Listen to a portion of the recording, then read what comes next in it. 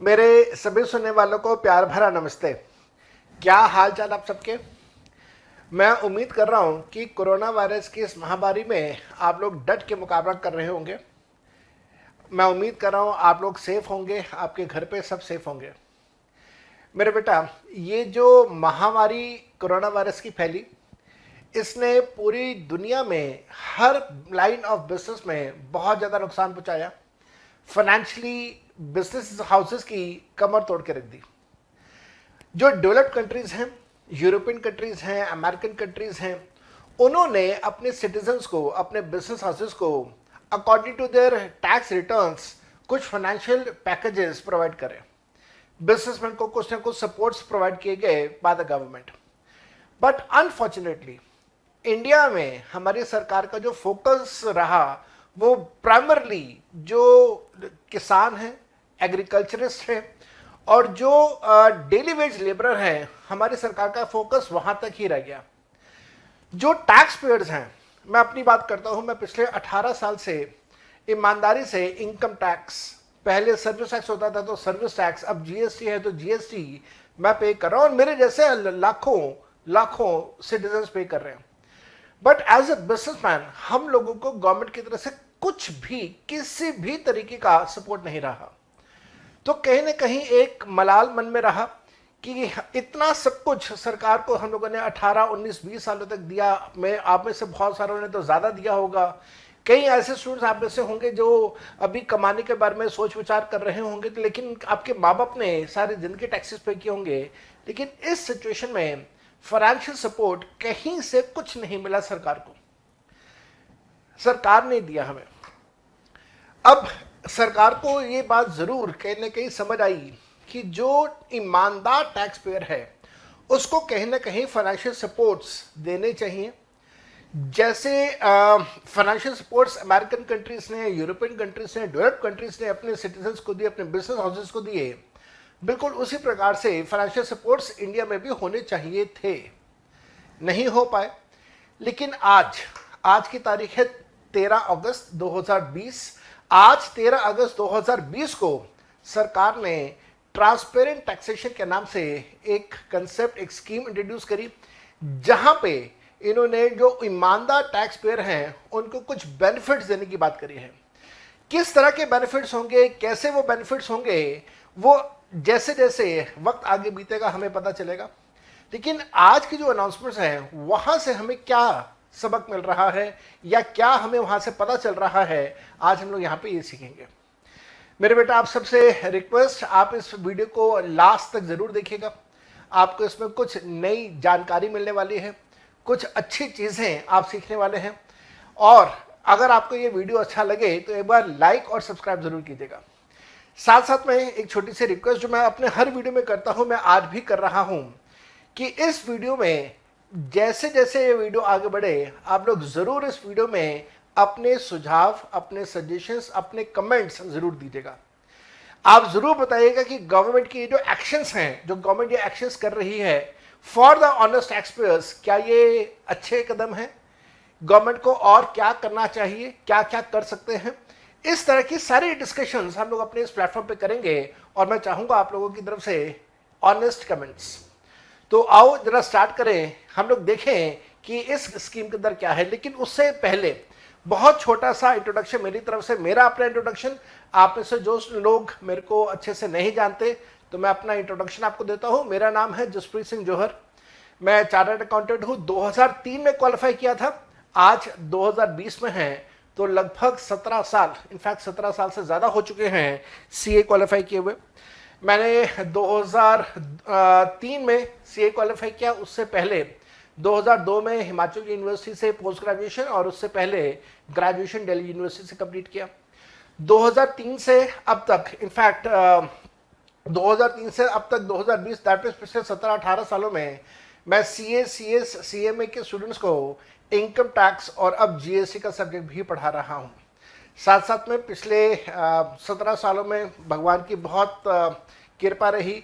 लगभग 125 से ज़्यादा, to be honest exactly 128 students rank holders रह चुके हैं, जिनके अंदर कुछ रैंक्स बहुत ज़्यादा कमाल की रैंक्स हमारे पास रही। ऑल इंडिया फर्स्ट रैंक मेरे स्टूडेंट्स 3 बार स्कोर कर चुके हैं, all over India second rank 3 bar, all over India third rank 2 bar and all over India fourth rank 1 बार मेरे स्टूडेंट स्कोर कर चुके हैं। मेरे बेटा आज की इस क्लास के अंदर, आज के इस वीडियो के अंदर हम लोग डिस्कस कर रहे हैं ट्रांसपेरेंट टैक्सेशन। वीडियो को एक बार लाइक और शेयर जरूर कीजिएगा, चैनल को सब्सक्राइब जरूर कीजिएगा। मेरे को बहुत अच्छा लगेगा अगर आप मेरे फैमिली का पार्ट बनते हैं तो। मेरे बेटे ये ट्रांसपेरेंट टैक्सेशन की शुरुआत कहाँ से हुई? आप इस समय ये स्क्रीन पे एक फोटोग्राफ देख पा रहे हैं और आप रिकॉग्नाइज भी शायद कर पाए। इनका नाम है मिस्टर वी.जी. सिद्धार्था। ये कैफे कॉफी डे के फाउंडर ओनर हैं। He is a founder member and he is a owner of the cafe coffee day. And we all know कि कुछ टाइम पहले मिस्टर वी.जी. सिद्धार्था ने सुसाइड किया, और सुसाइड जब उन्होंने किया तो उन्होंने अपने सुसाइड नोट के अंदर ये बात मेंशन करी कि ही is committing suicide because income tax authorities ने, या रादर टैक्स अथॉरिटीज ने उनको बहुत बुरी तरह ट्रीट किया है, उनको अनफेयरली ट्रीट किया है और बहुत क्रूरली ट्रीट किया है for a very long period of time, और जिसकी वजह से he is committing a suicide. Depress होके he is committing a suicide and he accused the tax authorities for that. यहां से हमें समझ आता है कि हमारे देश के अंदर ईज ऑफ डूइंग बिजनेस जो है वो सिर्फ कागजों में ही लिखा हुआ रह गया, रियल लाइफ में वो इंप्लीमेंट नहीं हो पाया। जब इस प्रकार के जो बड़े बिजनेस हाउस के जो ओनर्स हैं, अगर वो टैक्स अथॉरिटी से डर के घबरा के सुसाइड कर सकते हैं, तो यू कैन वेल इमेजिन एक आम आदमी का क्या हाल होता होगा। हमारी भारत सरकार की आज की टैक्स, ये ट्रांसपेरेंट टैक्सेशन की पॉलिसी से ये जो डर है, ये जो डिपार्टमेंट की तरह से फोर्स आता है, जो डर आता है, इसको बिल्कुल खत्म कर दिया गया है। बिल्कुल बिल्कुल खत्म कर दिया गया। और कैसे खत्म किया गया, आइए जरा वो देखते हैं। शुरुआत जो हुई वो मैंने आपको बताया, कैफे कॉफी डे से शुरुआत हुई। कैफे कॉफी डे के जो ओनर मिस्टर वी.जी. सिद्धार्था, यहां से शुरुआत हुई। मेरा मानना ऐसा है, आप में से बहुत सारे शायद एग्री करें, शायद एग्री ना करें, but this is what I personally believe. अब हमारे इकोनॉमी के अंदर, हमारे देश के अंदर इश्यूज क्या हैं, जरा वो देखते हैं। हमारे इकोनॉमी के अंदर सबसे बड़ा इशू पॉपुलेशन। आज देखिए, अगर हम लोग पॉपुलेशन की बात करें तो लगभग 130-138 करोड़ के बीच की पॉपुलेशन है। And we are the second most populous country in the world. China lead करता है, उसके बाद नंबर हमारा आता है, और लेकिन मेरे को लगता है बहुत जल्दी हम लोग चाइना से आगे निकलेंगे पॉपुलेशन के मामले में। लेकिन उस पॉपुलेशन का hardly a fraction of a population ऐसी है जो अपने इनकम टैक्स रिटर्न से सबमिट करती है। कैन यू इमेजिन कि सिर्फ 1.5 करोड़ लोग ऐसे हैं, या कंपनीज ऐसे हैं, या इंडिविजुअल्स ऐसे हैं जो ITR सबमिट करते हैं हमारे देश में। क्या ये पॉसिबल है कि 138 करोड़ की पॉपुलेशन में, अब आप में से कई कहेंगे 138 नहीं है, 130 है, तो 130 है, 32 है, 35 है, 38 है, जितना भी है, मैं एक अंदाजा लेके चल रहा हूं। 130 से 138 करोड़ के बीच में जो पॉपुलेशन है, उसमें सिर्फ 1.5 करोड़ लोग ऐसे हैं या ऑर्गेनाइजेशंस ऐसी हैं जो अपनी ITR सबमिट करती हैं। मैं उनमें से एक हूं। I am very proud to say this thing. Now बाकी के लोग, दैट मीन्स टोटल पॉपुलेशन का लगभग कितना हुआ, 1% ओनली। तो व्हाट अबाउट दैट 99%? वो 99% पॉपुलेशन जो है वो अपनी ITR सबमिट नहीं करती है। उसके पीछे एक बहुत बड़ा कारण है। पहला मेन कारण, लेवल ऑफ इनकम काफी कम है। We all know as an individual who are residents of India, अगर हमारी इनकम 5 लाख से कम की है तो इफेक्टिवली हमारे ऊपर टैक्स नहीं लगता, 87A का रिबेट मिल जाता है, टैक्स हमारा 0 हो जाता है। बट अपार्ट फ्रॉम दैट, बहुत ज्यादा पॉपुलेशन ऐसी है जिसकी इनकम 5 लाख से कम की है, लेकिन ऐसी भी बहुत बड़ी तादाद है जिनकी इनकम 5 लाख से ज्यादा की है, लेकिन स्टिल वो ITR सबमिट नहीं करते। क्यों नहीं करते? That is the issue, another point of concern. Now there is a case of a tax evasion, tax की चोरी है, जानबूझ के नहीं करते, फ्रॉड है। उनको पता है कि उनकी इनकम 5 लाख से ज्यादा है, इंडिविजुअल्स की बात कर रहा हूं, लेकिन उसके बावजूद वो टैक्स रिटर्न सबमिट नहीं करते, जानबूझ के। टैक्स एविजन है, फ्रॉड है। इसका रिजल्ट रहता है that there is a loss of revenue for the government. और उसका इंपैक्ट देखिए कहां आता है। कोरोना वायरस जैसी महामारी में गवर्नमेंट अगर चाहती भी कि हम ऑनेस्ट टैक्स पेयर्स को कहीं ना कहीं कुछ फाइनेंशियल सपोर्ट प्रोवाइड कर पाए, वो नहीं कर पाए। जैसे डेवलप्ड कंट्रीज में हुआ, अमेरिकन कंट्रीज में हुआ, यूरोपियन कंट्रीज में हुआ, इंडिया में नहीं हुआ। रीजन बीइंग गवर्नमेंट के पास वो नेसेसरी फंड्स ही नहीं है। नाउ इसका रेजोल्यूशन क्या है? अगर कोई प्रॉब्लम है तो उसका इलाज क्या है? इलाज कुछ इस प्रकार से है कि जब से हमारी ये मोदी सरकार पावर में आई, इन्होंने जो स्क्रूटनीज हैं उनको बहुत बहुत बहुत कम कर दिया। आप इससे बहुत सारे स्टूडेंट सोच रहे होंगे या बहुत सारे लोग सोच रहे होंगे स्क्रूटनीज क्या होती हैं। तो मैं बहुत सिंपल, साधारण, सरल भाषा में आपको समझाता हूं। स्क्रूटनीज का मतलब क्या है? जब आपने अपनी इनकम टैक्स रिटर्न सबमिट करी, तो इनकम टैक्स रिटर्न के अंदर आपने जो कुछ लिखा है, हर एक एक चीज की डिटेल्ड वेरिफिकेशन गवर्नमेंट करती है या गवर्नमेंट ऑफिसर्स करते हैं, इनकम टैक्स डिपार्टमेंट करता है।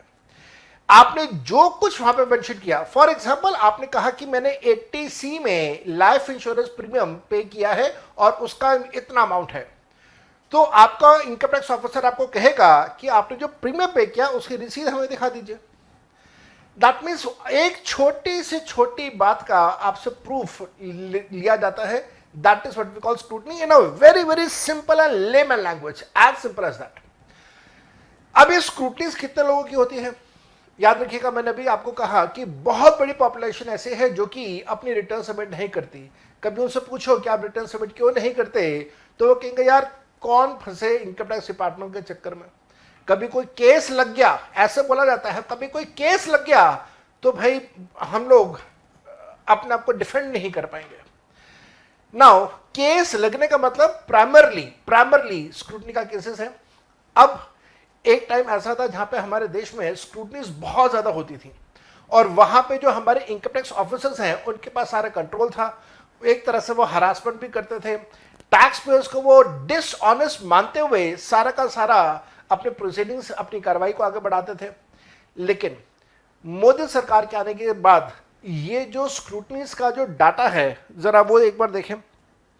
2012-13 के में जहां पे 0.94% ऑफ टोटल रिटर्न्स का स्क्रूटनी हुआ था, उसके मुकाबले में 2018-19 में कम होके सिर्फ 0.26% रह गया। दैट मीन्स अगर हम लोग यहाँ पे स्क्रूटनीज की बात करें तो गवर्नमेंट ने स्क्रूटनीज को 1/4 कर दिया। जितने भी स्क्रूटनीज हो रही थी उसका सीधा 1/4 स्क्रूटनी कर दिया। दैट मीन्स गवर्नमेंट सेज या गवर्नमेंट अपने आप को ऐसा प्रोजेक्ट करती है that they are relying heavily on the face, on the trust of the taxpayer. वो जो टैक्स पेयर कह रहे हैं उनकी बात को वो मान रहे हैं, उनके ऊपर ट्रस्ट कर रहे हैं और उनकी स्क्रूटनीज कम कर रहे हैं। So that is basically one of the ideas that has been passed on by the government to the taxpayer. साथ साथ में ध्यान रखिएगा, गवर्नमेंट ने अब ये कहा कि हम लोग क्या करने वाले हैं फ्यूचर में कि पेनलेस, आपको किसी तरीके का कोई परेशानी नहीं होगी। पेनलेस, सीमलेस एंड फेसलेस आपकी सारी की सारी असेसमेंट्स होंगी। दैट मीन्स कोई इनकम टैक्स ऑफिसर आपको हरास नहीं कर पाएगा। आपने इनकम टैक्स ऑफिसर के सामने नहीं जाना, इनकम टैक्स ऑफिसर आपके पास नहीं आएगा, आपने उसके पास नहीं जाना। आप किसी भी तरीके से रिश्वतखोरी से बच सकते हैं अगर ये गवर्नमेंट ये पूरा का पूरा सिस्टम अपना इंप्लीमेंट कर दे। तो इंप्लीमेंट कैसे होगा वो मैं अभी आने वाले टाइम में बताऊंगा। ऐसा करके गवर्नमेंट ईमानदार टैक्स पेयर को ऑनर करेगी। ऑनर कैसे करेगी वो देखने वाली बात है। यहाँ पे मैं आपको बताता हूँ कि कुछ कंट्रीज, जैसे अभी थोड़ी देर पहले मैं 3-4 बार कह चुका हूँ कि अमेरिकन कंट्रीज, यूरोपियन कंट्रीज में कोरोना वायरस में गवर्नमेंट ने फाइनेंशियल सपोर्ट्स दिए हैं। तो this is nothing but an honouring a honest taxpayer. पर हिंदुस्तान में ऐसा कुछ नहीं हुआ, अभी तक तो नहीं है। फ्यूचर में भगवान ना करे ऐसी कोई पोजीशन हो, लेकिन still government is preparing itself to honour the honest taxpayers. Honour कैसे होगा वो सिर्फ टाइम ही हमें बताएगा। लेकिन हाँ, गवर्नमेंट ने जो स्कीम आज इंट्रोड्यूस करी है, इसके अंदर गवर्नमेंट ने अनाउंस किया that there will be a faceless assessment from today. आज से ही 13 अगस्त 2020 से ही there will be faceless assessment. That means अगर किसी की स्क्रूटनी असेसमेंट हो रही है, कोई भी असेसमेंट हो रही है, तो वहां पे एसएससी डिपार्टमेंट के पास नहीं जाएगा, डिपार्टमेंट ऑफिसर एसएससी के पास नहीं आएगा। और जो भी कार्रवाई होगी वो सारी के सारी कंप्यूटर से, इंटरनेट से रिलेटेड नोटिसेस और online answers, online replies, online appeals के थ्रू होगी। सब कुछ ऑनलाइन, कहीं पे भी फिजिकल इंटरेक्शन नहीं होगा टैक्स पेयर का, डिपार्टमेंट के ऑफिसर का। साथ साथ में टैक्स पेयर का चार्टर आज से डिफाइन हो गया। आप में से बहुत सारे लोग सोच रहे होंगे कि साहब चार्टर क्या होता है, चार्टर वर्ड, अब इसे ये मत कहना चार्टर्ड अकाउंटेंट का चार्टर आ गया, नहीं जी, यहां पे चार्टर का कुछ अलग मीनिंग है। मैं यहां पे चार्टर का मीनिंग लिख रहा हूं, अगर आप मेरे साथ साथ में लिखना चाहें तो आप चार्टर का मीनिंग कहीं पे कॉपी कर लीजिए, फ्यूचर रेफरेंस के लिए बहुत अच्छा रहेगा। चार्टर का मतलब होता है a written order by legislative power,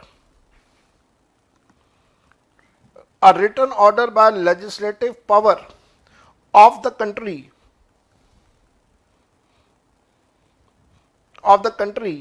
which defines rights and privileges। तो ध्यान रखना, एक रिटर्न पावर, ये जो चार्टर वर्ड है, मैंने चार्टर वर्ड को डिफाइन किया यहां पे CHARTER, एक रिटर्न ऑर्डर होगा। ये रिटर्न ऑर्डर कौन देगा? ये रिटर्न ऑर्डर कोई ऐसा ऑर्गेनाइजेशन देगा जो लेजिस्लेटिव बनाता है। ऑब्वियस सी बात है, लेजिस्लेटिव सेंट्रल गवर्नमेंट बना रही है यहाँ पे, तो सेंट्रल गवर्नमेंट की तरफ से एक रिटर्न ऑर्डर होगा जहां पे वो कंट्री और कंट्री के सिटीजन्स के लिए राइट्स एंड प्रिविलेजेस को डिफाइन कर देगा, उसे हम लोग बोलते हैं चार्टर। तो इनकम टैक्स डिपार्टमेंट की तरफ से चार्टर आ गया, गवर्नमेंट की तरफ से चार्टर आ गया, जहां पे उन्होंने टैक्स पेयर की राइट्स एंड टैक्स पेयर की ड्यूटीज को डिफाइन कर दिया। वो क्या क्या राइट्स एंड ड्यूटीज है, मैं अभी आपको वो भी बताने वाला हूं। साथ साथ में फेसलेस अपील्स जो हैं वो 25 सितंबर से स्टार्ट हो जाएंगी। जैसे मैंने अभी आपको कहा, अभी असेसमेंट्स होंगी और भी सिवाता अपील्स बाद में आएंगी तो अपील्स 25 सितंबर से फेसलेस स्टार्ट हो जाएगी। No human interaction between SSC and the assessor. अब आज जो स्कीम आई, इस स्कीम के फीचर्स क्या हैं, ध्यान से देखिएगा। गवर्नमेंट ने कहा भी अब हम लोग सब कुछ ऑनलाइन करेंगे, कंप्यूटर के थ्रू करेंगे और डाटा एनालिसिस के थ्रू, आर्टिफिशियल इंटेलिजेंस के थ्रू हम लोग एसएससी को चूज करेंगे। तो सिलेक्शन होगा, एसएससी का सिलेक्शन होगा through data analysis and artificial intelligence. अब आप कहेंगे सर डाटा एनालिसिस कैसे, तो मैं आपको यहां पे बता देता हूं। इनफैक्ट कुछ दिनों में मैं इसका वीडियो भी आपको दूंगा। ऐसे कुछ फाइनेंशियल ट्रांजैक्शंस होती हैं, जैसे ही आप उन फाइनेंशियल ट्रांजैक्शंस को अंडरटेक करते हैं तो गवर्नमेंट के पास उसकी रिपोर्टिंग पहुंचती है। तो गवर्नमेंट आपकी फाइनेंशियल ट्रांजैक्शंस के ऊपर नजर रखे हुए है। आप ये अगर सोचें कि मेरे पास आज 25 लाख रुपए और मैं 25 लाख रुपए की कार परचेज कर लेता हूं कैश देके और किसी ऑफिसर को, किसी डिपार्टमेंट को कुछ नहीं पता चलेगा, तो यू आर सैडली मिस्टेकन। ऐसा नहीं है। ये मैंने एक उदाहरण दिया। आपके पास 25 लाख रुपए का कैश आया और आपने सोचा कि चलो मैं 25 लाख रुपए अपने बैंक अकाउंट में जाके, सेविंग्स अकाउंट में जाके जमा करवा देता हूं, सरकार को क्या पता चलेगा? You are again sadly mistaken. There are some financial transactions where जैसे ही आपने वो ट्रांजैक्शन किया, गवर्नमेंट के पास उसकी इंफॉर्मेशन पहुंच जाती है। आप हो सकता है ये सोच रहे हो भाई ऐसी कौन कौन सी ट्रांजैक्शंस हैं, ऐसी कौन कौन सी ट्रांजैक्शंस, और गवर्नमेंट को कैसे पता चलेगा कि मैंने एक कार परचेज करी, गवर्नमेंट को कैसे पता चलेगा कि मैंने कैश अपने बैंक अकाउंट में जमा करवाया? तो उसके प्रॉपर सिस्टम्स हैं, प्रॉपर रिपोर्टिंग मैकेनिज्म है। मैं आपके साथ कुछ दिनों में उसका भी एक वीडियो शेयर करूंगा। लेकिन अभी मैं यहां से आगे चलूं तो गवर्नमेंट ने कहा डाटा एनालिसिस करेंगे, आर्टिफिशियल इंटेलिजेंस क्रिएट करेंगे, वहां से हम लोग एसएससी को ढूंढेंगे जिनकी हम लोगों ने असेसमेंट्स करनी है। साथ में उन्होंने कहा कि टेरिटोरियल ज्यूरिसडिक्शन का हम लोग अबॉलिशन कर रहे हैं। अबॉलिश का मतलब होता है खत्म कर देना, तो टेरिटोरियल ज्यूरिसडिक्शन जो है वो खत्म कर दिया। इसका मतलब क्या हुआ? इसका एक सीधा सा मतलब ये है कि साहब आने वाले टाइम में ऐसा होगा, उदाहरण के तौर पे मैं यहां दिल्ली में बैठा हुआ हूं और सूरत में इनकम टैक्स ऑफिसर बैठा हुआ है, वो मेरी असेसमेंट कर रहा है। तो असेसमेंट कब होगा? जब मैंने रिटर्न सबमिट किया। कुछ ऐसे भी केसेस होते हैं जहां पे रिटर्न सबमिट किए बिना असेसमेंट होता है। तो असेसमेंट कौन करेगा? हो सकता है सूरत में बैठा इनकम टैक्स ऑफिसर करे। उसको रिव्यू कौन करेगा? हो सकता है नागपुर में बैठा हुआ कोई इनकम टैक्स ऑफिसर करे। और उसके बाद अगले स्टेज पे कौन जाएगा, हो सकता है कर्नाटका के अंदर बैठा हुआ कोई ऑफिसर करे। तो अब across the country there is one single jurisdiction.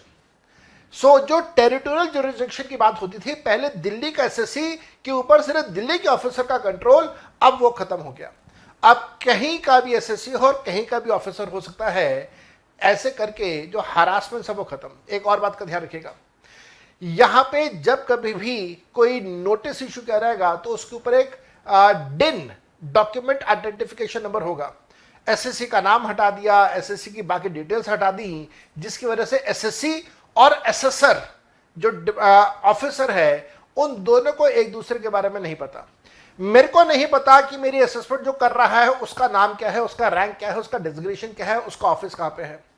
जो असेसमेंट कर रहा है उसको नहीं पता कि एसएससी कौन है, ये एसएससी दिल्ली का है, पंजाब का है, हरियाणा का है, कहां का एसएससी उसको भी नहीं पता। तो ऐसे करके जब किसी को एक दूसरे के बारे में पता ही नहीं तो वो हरासमेंट्स, वो रिश्वतखोरी, वो सब कुछ खत्म। तो ये एक वेलकम मूव है जो कि मेरे को लगता है कि ये बहुत पहले हो जाना चाहिए था, बट देन देर आए दुरुस्त है। साथ साथ में ध्यान रखिएगा, and automated random allocation of cases. जैसे मैंने अभी आपको कहा कि मैं दिल्ली में हूं लेकिन मेरा केस दिल्ली में होगा ऐसा जरूरी नहीं है। मेरे केस की असेसमेंट जो है हो सकता है गुजरात में चल रही हो सकता है उड़ीसा में चल रही हो सकता है असम या मणिपुर में चल रही हो, किसी भी स्टेट में हो सकता है, और ये ऑटोमेटेड होगा, रैंडमली होगा। साथ साथ में मैंने अभी आपको डॉक्यूमेंट आइडेंटिफिकेशन नंबर के बारे में बताया। एसएसआर और एसएससी की डिटेल्स हटा दो, रिप्लेस कर दो उसे DIN के साथ। दैट वे बिल्कुल उसी प्रकार से, जैसे एक छोटा सा उदाहरण मैं आपको दूं, बिल्कुल उसी प्रकार से जैसे बोर्ड के एग्जामिनेशंस होते हैं तो जो पेपर चेकर होता है उसको नहीं हो पता कि स्टूडेंट कौन सा स्टूडेंट है, उसको स्टूडेंट की कोई इंफॉर्मेशन नहीं होती। बिल्कुल उसी प्रकार से जैसे सीए एग्जामिनेशन का जब आंसर शीट की चेकिंग होती है तो सीए एग्जामिनर को नहीं पता होता कि ये स्टूडेंट कौन है, कौन सी स्टेट का है, कौन सी सिटी का है, कौन से सेंटर से एग्जाम दिया, वो सारी इंफॉर्मेशन हटा दी जाती है और एक कोड आंसर शीट के ऊपर दिया जाता है।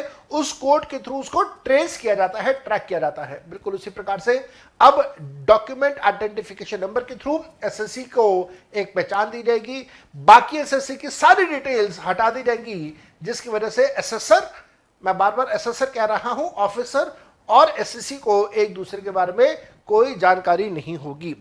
और मैंने बार बार आपको कहा there is no physical interaction, department को पे पर्सनली विजिट करने की कोई जरूरत नहीं रहेगी। साथ साथ में अभी अभी ये बात समझाई मैंने, draft assessment order in one city, assessment के लिए ऑर्डर बनेगा एक सिटी के अंदर, रिव्यू होगा किसी दूसरी सिटी के अंदर, और फाइनलाइजेशन होगा फिर किसी तीसरी सिटी के अंदर। देखो कमाल की बात कि असेसमेंट ऑर्डर्स एक जगह बन रहे हैं, रिव्यू दूसरी जगह हो रहा है, फाइनल ऑर्डर्स तीसरी जगह से आ रहे हैं। तो दैट मीन्स एक व्यक्ति जब एसएससी के ऊपर कंट्रोल ही नहीं कर रहा तो फिर हरासमेंट की बात भी खत्म हो जाती है। एसएससी भी क्लेम नहीं कर पाएगा चौड़े होके कि साहब मैं तो रिश्वत देके बच जाऊंगा। अगर केस स्क्रूटनी में आ गया तो अब रिश्वतखोरी वगैरह खत्म। लेकिन हाँ, इस पूरे कंसेप्ट के कुछ एक्सेप्शन केसेस भी गवर्नमेंट ने दे दिया। गवर्नमेंट ने कहा कि ये सारी बातें जो हम लोग कर रहे हैं ये सब कुछ अप्लाई नहीं होगा। कौन से केस में नहीं होगा? फ्रॉड के केस में, टैक्स इवेजन, सर्च के मैटर्स के केस में। सर्च क्या होता है जनाब? सर्च एंड सीजर, एक नॉर्मल भाषा में लोग उसे रेड कहते हैं, आप उनके बारे में बात कर सकते हैं, फ्रॉड्स कह लीजिए। लेकिन अब एक्सेप्शन के पॉइंट पे मेरे को जाके मेरे एक मन में प्रश्न आता है कि साहब जो ईमानदार टैक्स पेयर है वो तो बेचारा वैसे ही बच जाएगा, उसने तो सारा काम ईमानदारी से किया हुआ है। ये स्कीम तो थी उनके लिए जो बेईमानी कर रहे थे, फ्रॉड कर रहे थे, टैक्स इवेजन कर रहे थे, और आपने उसके लिए एक्सेप्शन केस बना दिया। तो इसका मतलब फिर ये होगा कि वो फ्रॉड, वो टैक्स इवेजन वाले व्यक्ति के पास मनी पावर कहीं ना कहीं होगी और वो ऑफिसर को इन्फ्लुएंस करेगा अपने पैसे के बलबूते पे। इन लोगों के लिए भी ये सारे के सारे पॉइंट सप्लाई होते तो बात समझ आता। तो अभी तक मेरे को यह समझ आया कि भाई जो ईमानदार टैक्स पेयर है उसके लिए वो सब कुछ फेसलेस वाला प्रोविजन, और जो बेईमान है उसके लिए डिपार्टमेंट के साथ इंटरेक्शन। और जब डिपार्टमेंट के साथ इंटरेक्शन हुआ तो फिर रिश्वतखोरी तो होगी, वहां पे तो रिश्वतखोरी होगी, हरासमेंट्स भी होंगी। तो why to make this exceptional cases, क्या इसके पीछे का सोच है, थॉट प्रोसेस है, देखने वाली बात है। इंटरनेशनल टैक्सेशन से रिलेटेड, ब्लैक मनी से रिलेटेड, बेनामी प्रॉपर्टी से रिलेटेड, ये सारे एक्सेप्शनल केसेस बना दिए, और इन सभी केसेस में आप ये जो ट्रांसपेरेंट टैक्सेशन का सिस्टम्स हैं, आप इन्हें लागू नहीं करेंगे, सरप्राइजिंगली। उसके बाद आया टैक्स पेड चार्टर। मैंने अभी अभी आपको चार्टर का मतलब बताया था, जस्ट थोड़ी देर पहले। चार्टर क्या होता है? चार्टर में राइट्स एंड ड्यूटीज आती हैं। राइट्स एंड ड्यूटीज जो है, ये गवर्नमेंट आपको बता रही है कि आपके राइट्स क्या हैं, आपकी ड्यूटीज क्या हैं, और इसके अंदर इन्होंने डिपार्टमेंट के बारे में बता दिया कि डिपार्टमेंट से आप क्या क्या उम्मीद करिए। As a taxpayer what all you should expect from the department. और फिर गवर्नमेंट ने कहा कि हम भी सिटीजन से क्या क्या एक्सपेक्ट करेंगे, वो सारी बातें भी इन्होंने इस चार्टर के अंदर लिख के दी हैं। ये चार्टर के अंदर इन्होंने क्या क्या लिख के दिया, मैं यहां पे सिर्फ हाईलाइट करके पॉइंट्स बता दूंगा। पहला पॉइंट है, provide fair, courteous and reasonable treatment. Fair, fair का मतलब कि दोनों को अपनी बातों को कहने का मौका दिया जाएगा, फेयर एंड ट्रांसपेरेंट हो। कर्टियस, दैट मीन्स बदतमीजी नहीं, प्यार मोहब्बत से बात करनी है, कर्टिसी मेंटेन करनी है। रीजनेबल ट्रीटमेंट देना है। अगेन रीजनेबल ट्रीटमेंट में आपको बार बार वही कह रहा हूं कि भाई मेरी बात को भी सुनो, आप अपनी बात भी बोलो। तो डिपार्टमेंट कोई सिर्फ वन वे ट्रैफिक की तरह अपनी बात को इंपोज नहीं कर पाएगा। वहां पे एसएससी को भी अपनी पूरी बात बोलने का मौका दिया जाएगा, जैसे हम लोग नॉर्मल भाषा में बोलते हैं, a principle of natural justice. साथ साथ में treat the taxpayer as honest. Department को सरकार ने कह दिया, इनकम टैक्स ऑफिसर को सरकार ने कह दिया कि आप मान के चलेगा कि जो टैक्स पेयर है, जिसके आप असेसमेंट्स कर रहे हैं, वो ईमानदार है। अभी तक तो ऐसा होता था कि डिपार्टमेंट मान के चलता था कि हर टैक्स पे करने वाला चोर है, बदमाश है, इसने कहने की बदमाशी करी होगी, इसने कहने की चोरी करी होगी। लेकिन अब रवैया बदलने का टाइम है। डिपार्टमेंट को सरकार ने कह दिया, treat everybody as an honest taxpayer and not as a cheat person. बहुत अच्छी बात। तीसरा, इन्होंने कहा कि provide a mechanism for appeal and review. तो अपील और रिव्यू का मैकेनिज्म तो पहले से ही था। ऐसा नहीं कि पहले अपील से रिव्यूज नहीं होते थे। अगर आपको लगता है कि आपके खिलाफ कुछ गलत हो रहा है, अगर आपको लगता है डिपार्टमेंट या जो ऑफिसर है वो आपके खिलाफ गलत कर रहा है, आप हायर अथॉरिटीज पर अपील करना चाहते हैं, रिव्यू पिटिशन डालना चाहते हैं, वो सब कुछ पहले भी था, अब भी है। लेकिन हाँ, अब उसे ऑनलाइन कर दिया जाएगा, और जो फिजिकल इंटरफेरेंस है या फिजिकल आमने सामने की बात है, उसको खत्म कर दिया जाएगा। Provide complete and accurate information. Department 100% ठीक इंफॉर्मेशन जानकारी देगा, कुछ छुपाएगा नहीं। और साथ साथ में जो भी कॉन्सिक्वेंसेस किसी एक्शन के हो सकते हैं, वो भी डिपार्टमेंट पूरे का पूरा अपने एसएससी को बताने वाला है। साथ साथ में प्रोवाइड टाइमली डिसीजंस। यहाँ ये बहुत ज़रूरी है। इवन दो अगर हम लोग अपने इनकम टैक्स एक्ट देखें, तो वहाँ पे सारी असेसमेंट्स को कंप्लीट करने का एक पर्टिकुलर टाइम फ्रेम दिया हुआ है, लेकिन उसके बावजूद इन्होंने यहाँ पे उस बात को दोहराया, रिपीट किया कि हर असेसमेंट को आप एक टाइम बाउंड मैनर के अंदर कंप्लीट करेंगे। तो ये डिपार्टमेंट ये सब कुछ करने वाला है, पहले भी हो रहा था, अब भी होगा। साथ साथ में collect a correct amount of tax. तो टैक्स की कोई इन्फ्लेट करके टैक्सेस चार्ज नहीं करने हैं। Unnecessary tax inflation, unnecessary penalties, unnecessary interest charge नहीं करने हैं। और साथ साथ में पेनल्टीज के बारे में मेरा अपना मानना ये है, penalties are always at the description of the officers, and officers को हमेशा कर्टिसी मेंटेन करते हुए ये देखना चाहिए कि एसएससी के ऊपर कम से कम पेनल्टी लगाई जाए। जो एक्सेप्शनल केसेस हैं, जो रेगुलर डिफॉल्टर्स हैं, उनके ऊपर हैवी पेनल्टीज लगाओ, लेकिन जो फर्स्ट टाइम डिफॉल्टर है उसके ऊपर थोड़ी सी रिलैक्सेशन दो, मेरा ये मानना है। और शायद यहाँ पे डिपार्टमेंट ने जब चार्टर दिया तो डिपार्टमेंट का शायद मानना भी यही है। Respect the privacy of the tax payer. जो टैक्स पेयर का डाटा लीक आउट नहीं होना चाहिए, किसकी असेसमेंट्स हो रही हैं, नहीं हो रही हैं, और वो सब कुछ नाम के साथ, डिटेल के साथ बाहर नहीं आना चाहिए। अभी तक भी नहीं आता। ऐसा नहीं है कि आज हम सबको पता हो कि भाई सचिन तेंदुलकर ने कितने की रिटर्न सबमिट करी। हमें किसी को भी नहीं पता होगा, और हाँ सिलेक्टेड फ्यू लोगों को शायद पता हो तो पता हो, या फिर for that matter Shahrukh Khan ने कितने की रिटर्न सबमिट करी, ये बातें नहीं पता चलती, ये डिस्क्लोज नहीं होती, आम जनता को ये बातें नहीं पता चलती। हाँ ध्यान देना, जहां से ये बातें पता चलती हैं वो सिर्फ अंदाजा होता है, स्पेकुलेशंस होती हैं, लेकिन रियल टाइम इंफॉर्मेशन या एक्चुअल कॉन्क्रीट इंफॉर्मेशन नहीं होती है आमतौर पर जनरली। साथ साथ में मेंटेन कॉन्फिडेंशियलिटी, यही वाली बात प्राइवेसी से रिलेट हो गया कि भाई प्राइवेसी मेंटेन करें टैक्स पेयर की, और डाटा उनका कॉन्फिडेंशियल रखें। साथ साथ में इन्होंने कहा कि साहब हम लोग अपने डिपार्टमेंट के ऑफिसर्स को अकाउंटेबल करेंगे, अगर किसी भी तरीके की कोई बदमाशी हुई, कोई रिश्वतखोरी की अगर कोई कंप्लेंट आई, या किसी भी तरीके का कोई एक्शन ऐसा हुआ जो कि डिपार्टमेंट के हित में ना हो, जो डिपार्टमेंट के फेवर में ना हो, वहां पे हम लोग जो ऑफिसर्स हैं उनको अकाउंटेबल बनाएंगे। कैसे होगा अकाउंटेबल, वो शायद आने वाले टाइम पे या उनके ऑफिस सर्कुलर्स में ये बात लिख के सामने आ जाएगी।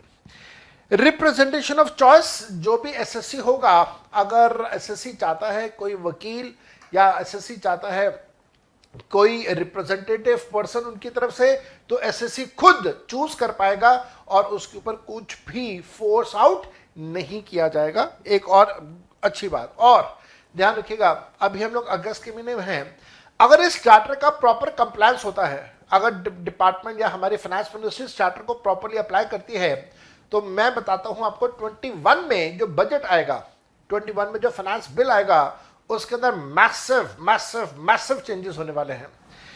Next, to provide a mechanism to launch complaints, अगर लगता है कि जनाब की कोई एसएससी के खिलाफ कोई एक्शन हो रहा है, कोई ऑफिसर अभी भी तंग कर रहा है, अनड्यू इन्फ्लुएंस करने की कोशिश कर रहा है, तो वो कंप्लेंट उस ऑफिसर के खिलाफ कर सके।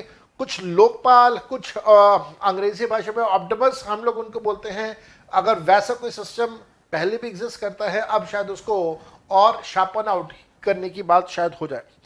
Provide fair and just system, एक ऐसा सिस्टम जहां पे किसी का नुकसान ना हो, फेयर हो, दोनों पार्टीज का सुनवाई हो, और कहीं पे भी किसी भी पार्टी का नुकसान ना हो, खास तौर पे गवर्नमेंट का रेवेन्यू लॉस बिल्कुल ना हो। ये तो था जी डिपार्टमेंट की तरफ से। अब अगर डिपार्टमेंट की बातें हमारी हुई, 2 पॉइंट्स पहले हालांकि इन्होंने और दिए हुए हैं, लेकिन अब जरा हम लोग आगे चलते हैं कि टैक्स पेयर से क्या क्या उम्मीदें हैं। डिपार्टमेंट से तो सारी उम्मीदें हमें पता चल गई, डिपार्टमेंट क्या करेगा, क्या करना चाहिए। डिपार्टमेंट की ड्यूटी एसएससी के राइट्स बन जाते हैं। आई रिपीट, डिपार्टमेंट की ड्यूटी एसएससी के राइट्स बन जाते हैं। अब ये देखते हैं कि एसएससी की ड्यूटी क्या है। याद रखना, हम लोगों ने कहीं ना कहीं अपने स्कूल टाइम पे एक सब्जेक्ट पढ़ा था, सिविक्स, बिजनेस स्टडीज भी कहते हैं, बिजनेस स्टडीज या एसएससी सोशल स्टडीज कहते हैं। तो सोशल स्टडीज में, सिविक्स में हम लोगों ने फंडामेंटल राइट्स एंड ड्यूटीज के बारे में बात करी है। Constitution of India her individual को, कोई सिटीजन को, इंडिविजुअल को राइट्स देता है। याद रखना हमेशा, rights are always supported by duties. आप राइट्स की बात तब कर सकते हैं जब आप ड्यूटीज अपनी पूरी कर रहे हो। यहां पे चार्टर में यह कहा गया कि एसएससी के राइट्स क्या होंगे। डिपार्टमेंट की duty becomes right of the assessee. उसी प्रकार से अगर एसएससी अपने राइट्स की डिमांड कर रहा है तो एसएससी की ड्यूटीज भी कुछ होंगी। ड्यूटीज भूलनी नहीं है। क्या क्या ड्यूटीज हैं? पहली ड्यूटी, हर एसएससी की पहली ड्यूटी है कि वो ईमानदारी से अपने टैक्स रिटर्न सबमिट करे, अपनी इनकम्स और एक्सपेंसेस का ईमानदारी से डिस्क्लोजर करे और कंप्लायंस पूरा रखे। अपने टैक्स मैनेजमेंट को वो सुधार ले। जब हमने कहा टैक्स मैनेजमेंट, तो टैक्स मैनेजमेंट का मतलब होता है कि जितने भी कंप्लायंस प्रोसीजर्स हैं उनको बिल्कुल 100% दुरुस्त रखें। रिटर्न्स टाइमली सबमिट करो, चाहे वो आपकी इनकम टैक्स रिटर्न हो, टीडीएस रिटर्न्स हो, एनुअल इंफॉर्मेशन रिटर्न्स हो, उन सारे रिटर्न्स को टाइमली सबमिट करें। टैक्सेस की पेमेंट करनी है तो टाइमली टैक्सेस की पेमेंट करें। तो make your compliance 100% well, and that is what we call have a proper tax management. Once you have a proper tax management, then you are fulfilling your first duty, that is of being compliant. Obviously you have to be honest with your incomes, expenses and your taxes. This is the duty of the tax payer be informed. Tax payer को अपनी information खुद gather करनी है, उसको inform रहना है। अगर income tax rate change हुए हैं तो उसको एसएससी को पता होनी चाहिए क्या आए नए रेट्स, क्या थे पुराने रेट्स, क्या आए नए रेट्स, उसके पास इस बात की इंफॉर्मेशन होनी चाहिए। उसको पता होना चाहिए कि उसको रिटर्न कब सबमिट करनी है, टैक्सेस कब पे करने हैं, टैक्सेस ना पे करने पे, रिटर्न ना सबमिट करने पे उसके खिलाफ क्या क्या एक्शंस हो सकते हैं।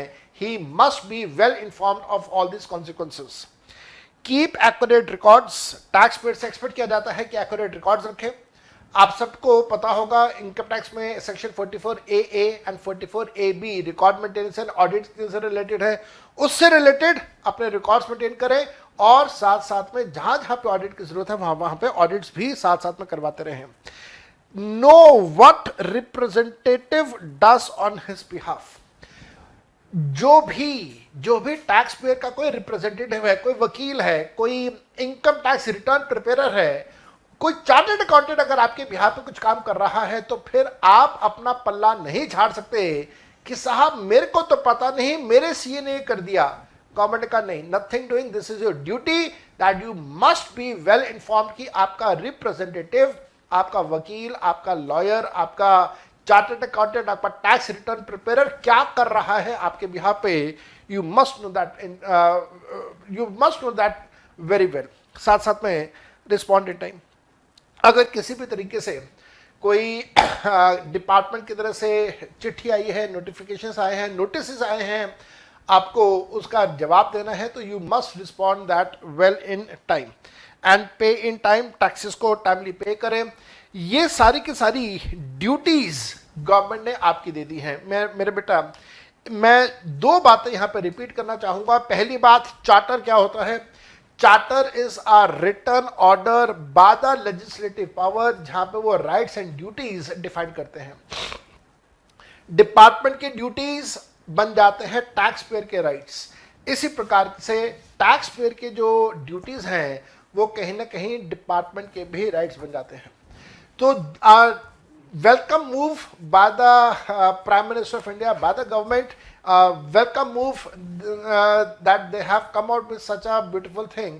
And the best part is कि यहाँ से कहीं न कहीं हम लोग पेपरलेस एंड फेसलेस इंट्रैक्शंस की तरफ जा रहे हैं। एक ऐसे दौर में जा रहे हैं जहाँ पे सब कुछ ऑनलाइन होने वाला है। Everything will be online and the systems will be now control by the computers with their artificial intelligence. And यही एक टाइम है।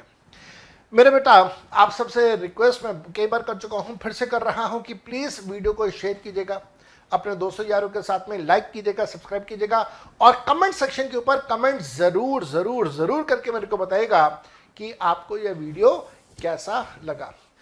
आई will wait for your comments. Till the time, bye bye and enjoy yourself. Best of luck to all of you for your preparations, for your examinations and for your future. Bye bye.